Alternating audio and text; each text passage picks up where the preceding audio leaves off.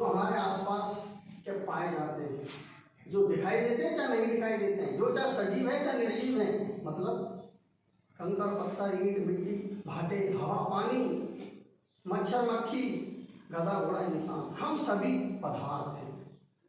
तो इसका अब आपको के पदार्थ के बारे में वस्तु के बारे में बताने में जहाँ तक दिक्कत नहीं आई, लेकिन अभी भी एक सही और एक स्पष्ट जानकारी आप नहीं ले सकते हो। किताब में दे रखा जो हमारे आसपास पाया जाता है वो सभी के पदार्थ है। नहीं, वास्तव में पदार्थ क्या है? कुछ शब्द, कुछ शब्दार्थ, कुछ मीनिंग, जिसको हम पाठ की हेडिंग कह सकते हैं, ऐसी होती है जिसमें उस पाठ का सब कुछ निहित होता है। जैसे दिया, पहले हम पदार्थ के बारे में जानेंगे, उसके बाद उसकी संरचना या अन्य जानकारी लेंगे। पदार्थ वास्तव में क्या है?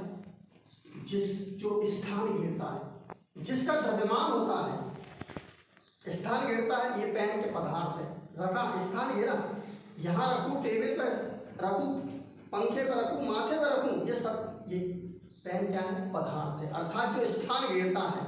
अब ये नहीं आप ये कहोगे कि कैसा हवा स्थान घेर रही है, हमें क्या मालूम है? नहीं, हवा भी स्थान घेरती है।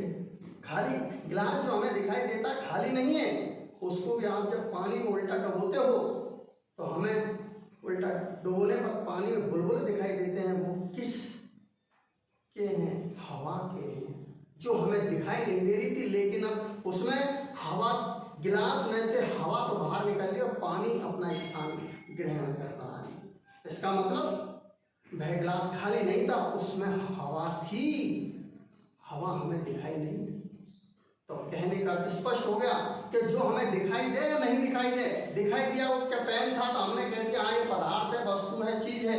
और हवा जो हमें दिखाई नहीं दी, क्या उसको नहीं, वो भी क्या पदार्थ सही है। तो अर्थात क्या पदार्थ जो स्थान घेरता है, जिसका अपना एक द्रव्यमान होता है। द्रव्यमान का अर्थ हम नहीं समझते, अरे जिसका कोई भार होता है, होने को भार द्रव्यमान दोनों में अंतर है, लेकिन हम तभी एक के सीधा सा अर्थ ये समझे जिसमें वजन हो, वो वजन 1 ग्राम हो चाहे 1000 ग्राम हो, चाहे 0.001 ग्राम हो, जिसमें द्रव्यमान होता है वो पदार्थ है। तो जो छोटे छोटे कणों से मिलकर बना हुआ होता है, जो छोटे छोटे कणों से मिलकर बना हुआ होता है वह पदार्थ होता है। अरे आज एक चाहे के पेन की बात करो कि प्लास्टिक के छोटे छोटे से कण हैं, उन के कणों से मिलकर बनाए पेन का खोखा।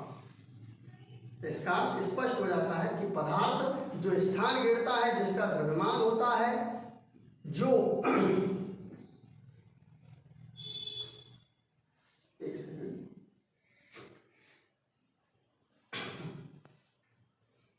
पदार्थ जो स्थान घेरता है, जिसका द्रव्यमान होता है, जो हमें चाहे दिखाई देता है नहीं, जो छोटे छोटे कणों से मिलकर बना हुआ होता है, पदार्थ कहलाता है।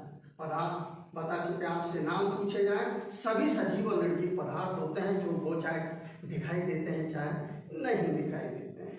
तो अगली बात ये आती है कि सब क्या समझ गए? ये कुर्सी टेबल दीवार कंकड़ पत्थर, जी हाँ, ये सब पदार्थ, उसका नाम कुछ भी हो सकता है।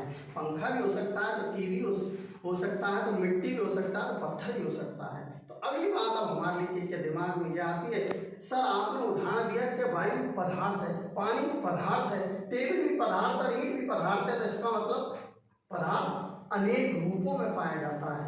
अरे अनेक रूप तो है, लेकिन उनको हम अवस्थाएं कहेंगे कि पदार्थ की अनेकों अवस्थाएं होती हैं। तो हमारे लिए जानकारी अगली देखने की योग्य ये हो जाती है कि पदार्थ की कौन कौन सी अवस्थाएं होती हैं। पदार्थ की अवस्थाओं की बात की जाए, पदार्थ की 3 अवस्थाएं होती हैं, ठोस, द्रव और गैस।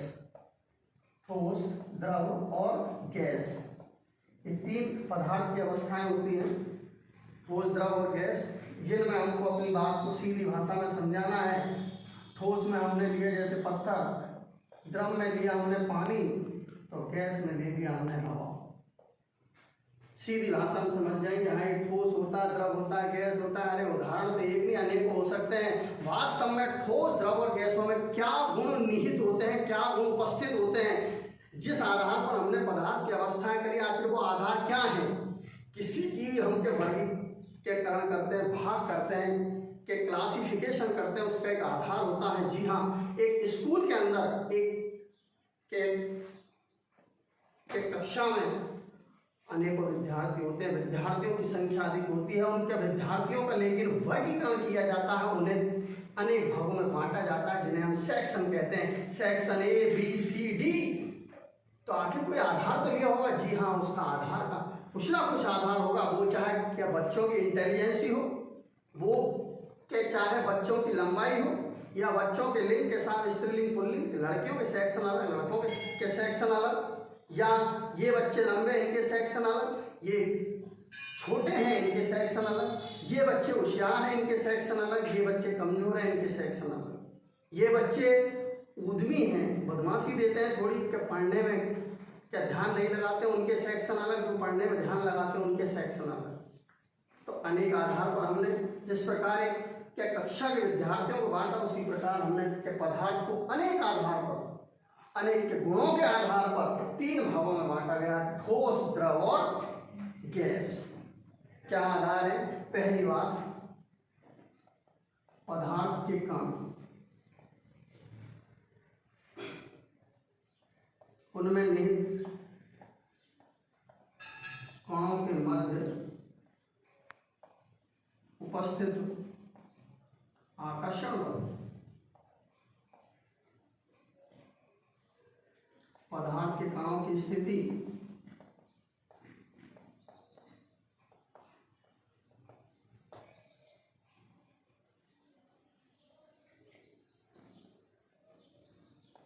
आकार, आयतन, द्रव्यमान, कुछ गुण हमने लिए, जैसे कि पहला गुण लिया कणों की स्थिति। ठोसों के कणों की बात की जाए और तो ठोस के कण जो होते हैं, कण पास पास स्थित होते हैं, बहुत ही पास पास क्या मिलेंगे ठोसों के कण। द्रव के कण जो होते हैं दूर दूर स्थित होते हैं।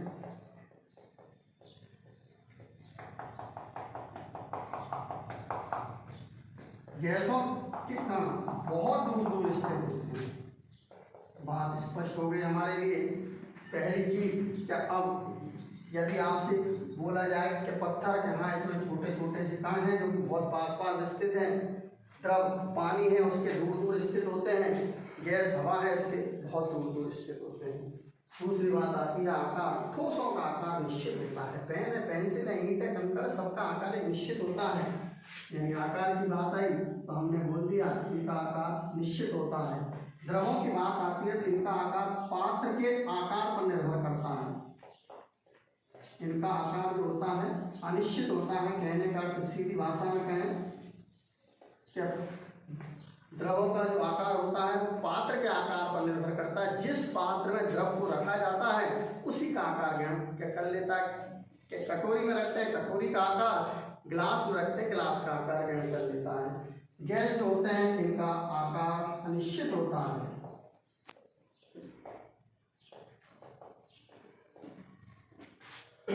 तीसरी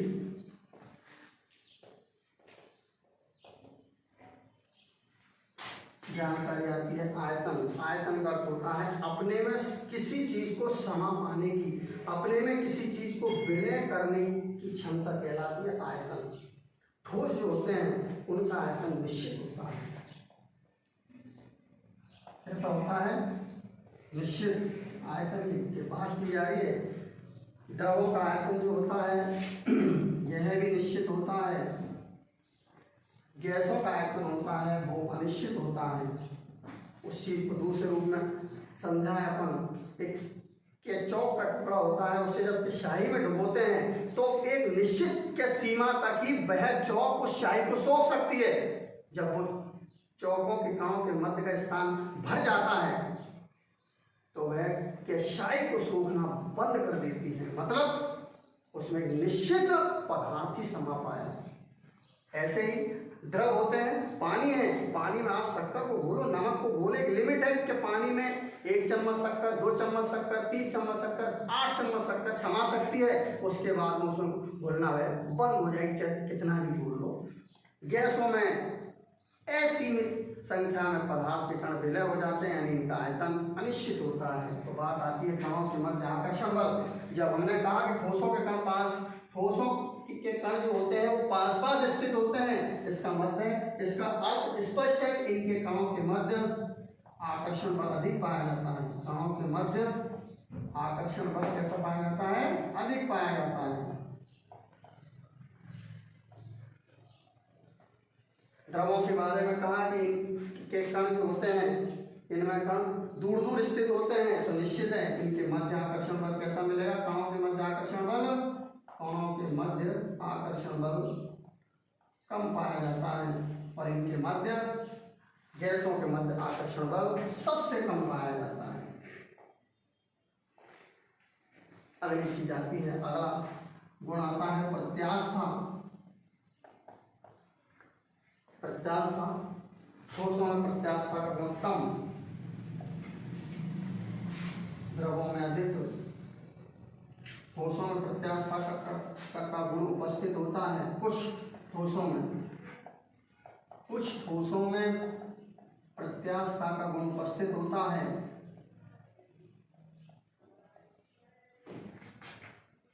द्रवों में प्रत्यास्था का गुण उपस्थित होता है कुछ द्रवों में, गैसों में प्रत्यास्था का गुण नहीं पाया जाता है। उदाहरण ले लिया, जैसे कि रबड़ को खींचते हैं, खींचने पर उसका आकार आकृति बिगड़ जाता है, छोड़ देते हैं तो अपने पहले वाली स्थिति में आ जाती है। लेकिन कुछ में ही मिलता है ये गुण। पत्थर को खींचते हैं तो पत्थर नहीं खिंचता है, मतलब पत्थर में ये गुण नहीं था, जबकि पत्थर ठोस है, रबड़ भी ठोस है, लेकिन उसमें ये गुण है। तो इसलिए हमने पहले ये बात कही कि कुछ ठोसों में ही प्रत्यास्था का गुण उपस्थित होता है। पानी को खींचा नहीं जा सकता, पानी को खींचा नहीं जा सकता, इसका मतलब पानी में, द्रवों में, पानी द्रव है, उसमें ये गुण उपस्थित नहीं होता है। संपीड्यता, कुछ ठोसों में संपीड्यता का गुण भी उपस्थित होता है, कुछ ठोसों में यह गुण भी उपस्थित होता है। द्रवों में यह गुण नहीं होता है, गैसों में यह गुण सर्वाधिक मात्रा में पाया जाता है। संपीड्यता का अर्थ क्या होता है? संपीड्यता का अर्थ होता है कुछ पदार्थ ऐसे होते हैं जिन पर दाब लगाने पर, जिन पर यदि क्या दाब लगाया जाए तो दाब लगाने पर उनके कणों के मध्य स्थित हवा निकल जाती है और दाब हटाने पर वो हवा पुनः भर जाती है।